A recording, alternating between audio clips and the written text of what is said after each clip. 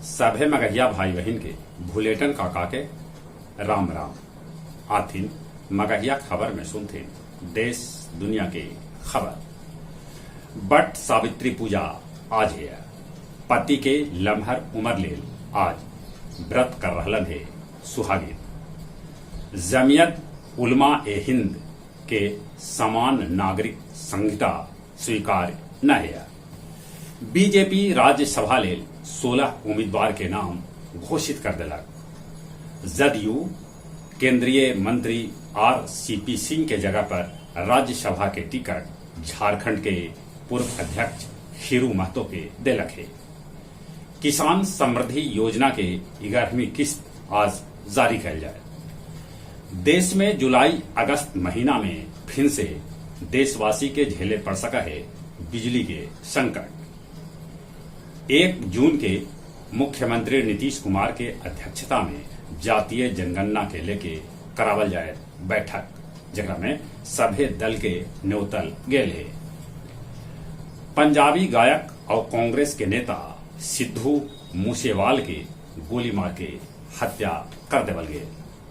रूस यूक्रेन के बीच लड़ाई अभियो जारी है। दोनों में से कोई पाछे हटे के नाम न ले रहा है।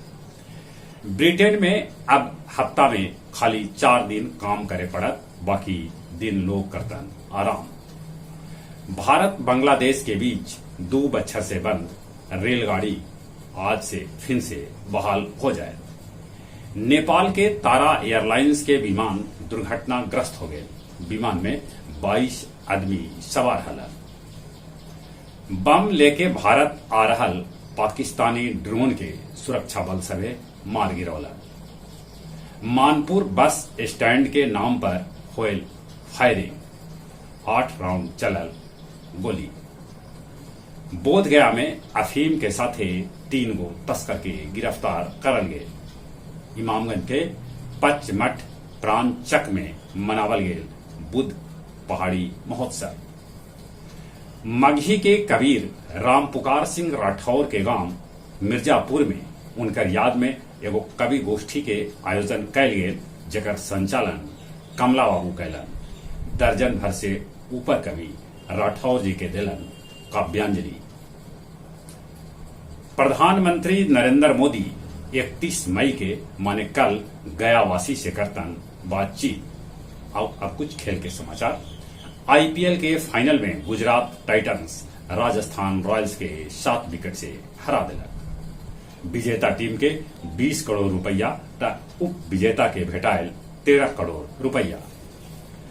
IPL के फाइनल में AR रहमान और रणवीर सिंह बिखेरलन अपन जलवा। एशिया कप में भारत मलेशिया के बीच मैच ड्रा रहा। रियल मैड्रिड लिवरपूल के हरा के 14वीं बेर जीतल खिताब। पावर लिफ्टिंग में टेकारी के बेटी जीतलन खिताब।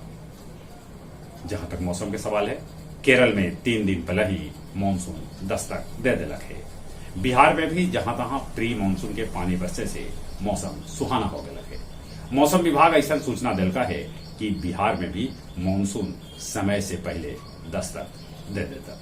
बाकी रौदा में गर्मी है, गर्मी से बचते। कोरोना भी धीरे धीरे अपन गोड़ पसार रहा है।